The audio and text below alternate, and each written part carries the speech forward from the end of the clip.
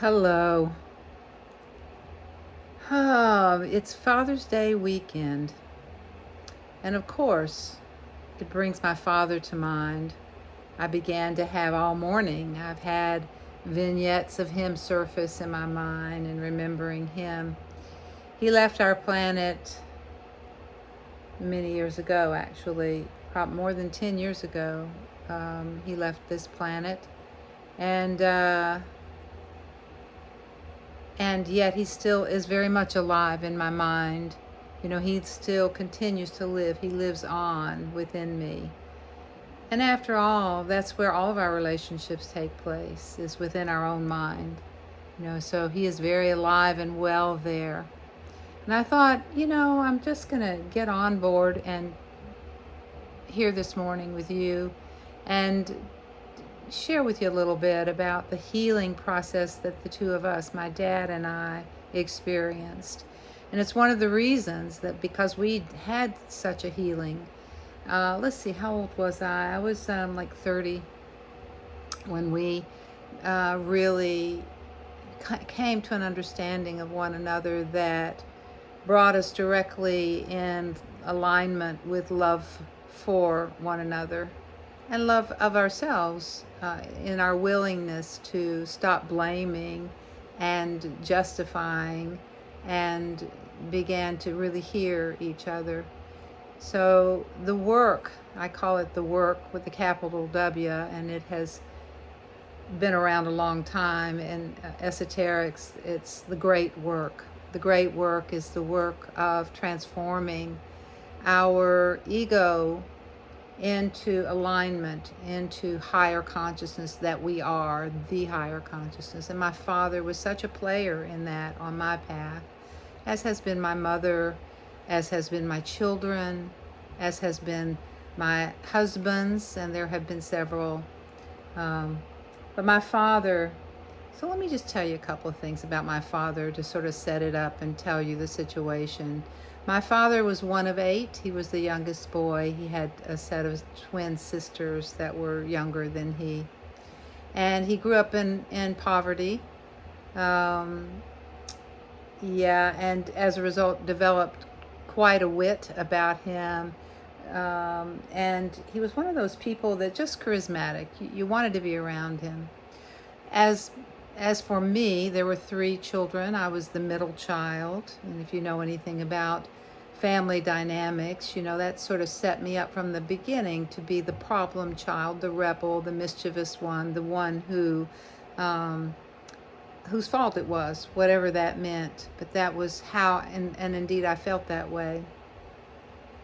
But my father was one that taught us. He believed in discipline, and he believed in physical discipline.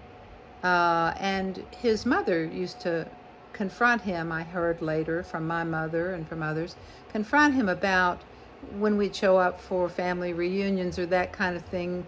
The kids would have, the 3 of us would have switch marks on our legs. That would not be standable today. We said yes sir, no sir to him, and I'll tell you the truth, I adored my father. I loved him. I wanted nothing more than to have his approval. And he would always, the way he gave his approval was in subtle ways, but he never yelled and screamed. He was never out of control. It was very organized, his discipline. If I needed discipline, as he saw it, he would send me to my room to, quote, think about it.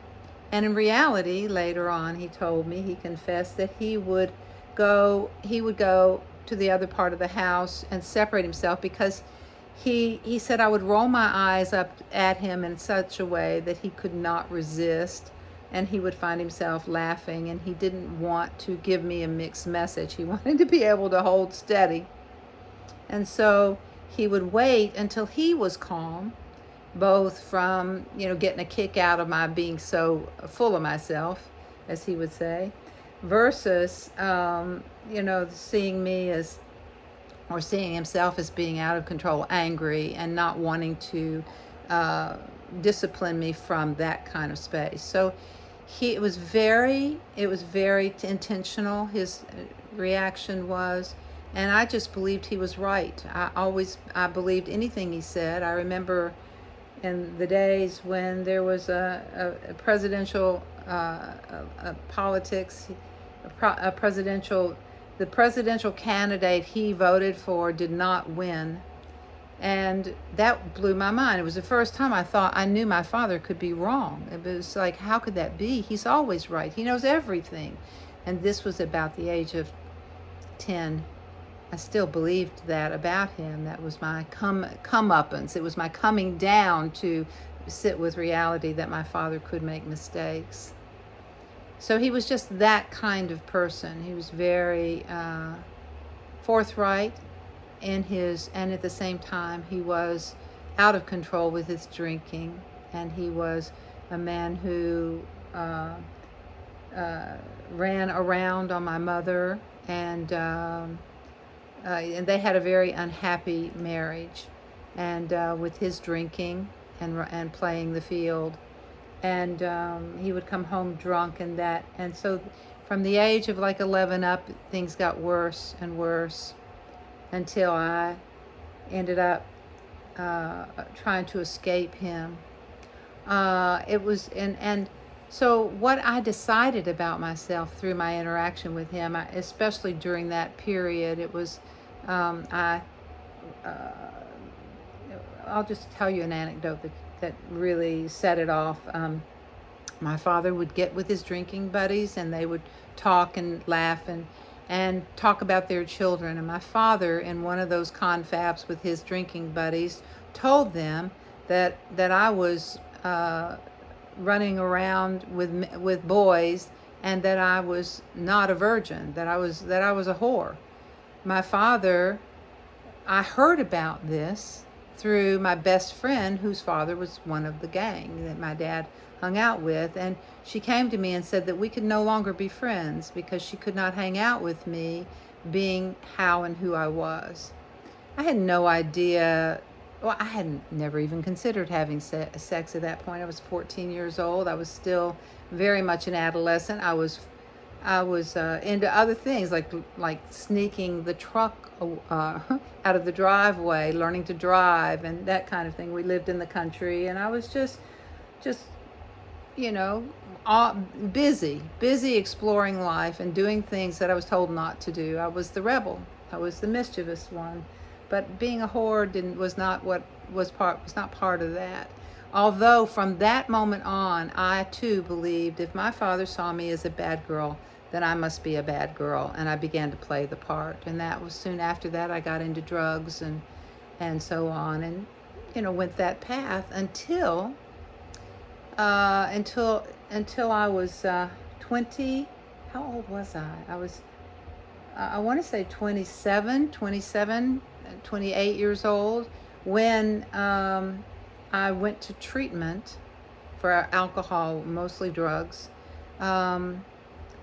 to at the bequest of my father, who was at that time, he had cleaned up. He had been sober several years by that time, and was the one who came to see me, visited me, and I confessed to him that pot was a real important drug to me, and that other drugs as well, and he could listen. He was in the program of AA at that time, the 12-step program. We used to joke in my family that of the 8 siblings, we could have a family reunion in an AA meeting, closed AA meeting, because everybody, the boys were all drunks, and the women were addicted to pharmacy drugs, for anxiety and all kinds of things. And so we all were escaping the craziness of our family dynamics, which we had no idea of what to do with. But the program began to work, and I went to treatment at my father's request and encouragement. I went to treatment and began to change my life. That was back in 1980 is when I got sober. So that before that, I had been working in a mental health capacity. I had been working there and had found the victim triangle, and it was so elemental and a basic foundational part of my own healing. And in my relationship with my father, it was also healing. At that time, I remember going through all this anger with my father. For the first time, I was letting that anger come up and out. I wrote him a letter and told him how angry I was. And he went through, somewhere in there, he went through a heart attack, had a heart attack, and that he became very vulnerable during that time. And for the first time, he told me about the sexual abuse he had witnessed in his own family with his father. And one of the things I had suffered from was I distinctly remembered being pushed away by my dad when I was about 4 or 5.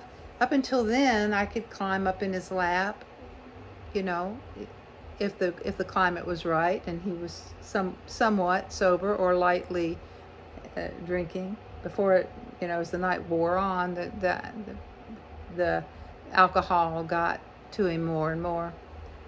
But this time he went through this heart attack, and they put him on heavy duty drugs for pain, and sent him home, discharged him from the hospital.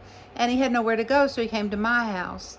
And he was in full-blown detox, toxic detox, from being taken completely off the drug abruptly and then sent out. And he was in a type of psychosis where he was reliving his childhood. I was in my 20s at this time. Like I said, maybe 29, 30, not 30, somewhere between, anyway, young. But I got to hear for the first time about the sexual abuse he witnessed at the hands of his father with his sisters. And he talked about how afraid he had been that he would do such a thing to his own girls, my sister and I. That what he did was he pushed us off his lap. He put a distance between me and him when I was about 5 years old. And I had felt that. I had felt pushed away. I had felt pushed away and had decided that I had done something wrong, that it was my fault. Again, it was always my fault. I was the child in the family who got to carry that energy, because it's a very common thing in dysfunctional families that there'll be someone assigned. One of the kids will take on the role of being the rebel, the one who's the problem, the one that the rest of the family can point at and say, well, if she would just straighten out, if she wouldn't do blah, blah, blah, then this would be a healthy family. It would be a good family. It's her fault because she is the way she is. So we carried the anger, and I was that child. And so it was the first time that, as I listened to my father go through this withdrawal process, and he relived that 7-year-old that he was watching his father with his sisters and thinking, I should do something. Surely there's something I can do. And nothing. And that he couldn't do anything. And but he blamed himself. And spent his life afraid of, he didn't spend his whole life, up until he found AA and began to really work the program, which changed everything for him, including that. But it was the first time I heard him say that he had been so afraid he would do to us what he had seen his father do, that what he did was he decided to keep us at distance, safe distance. And for the first time in my life, I realized that he had pushed me away, not because I had done something wrong, not because he found me worth less, but because, in fact, he wanted to protect me. So this seeming abusive neglect and abandonment turned and became protection, him being protective of me. And it changed everything.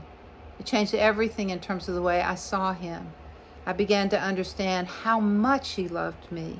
And I began to allow that love in to whatever degree he could give it, because the bottom line is, he wasn't all that great at doing that. He didn't have a lot of practice. He'd never seen it done in his family where people loved each other. But we became, it changed everything between us so that we could begin to hug each other. I could tell him I loved him, and he could tell me he loved me. And he was so proud. I would see that look in his eye that I remember seeing as a little girl, where he would just look at me with just such beaming eyes.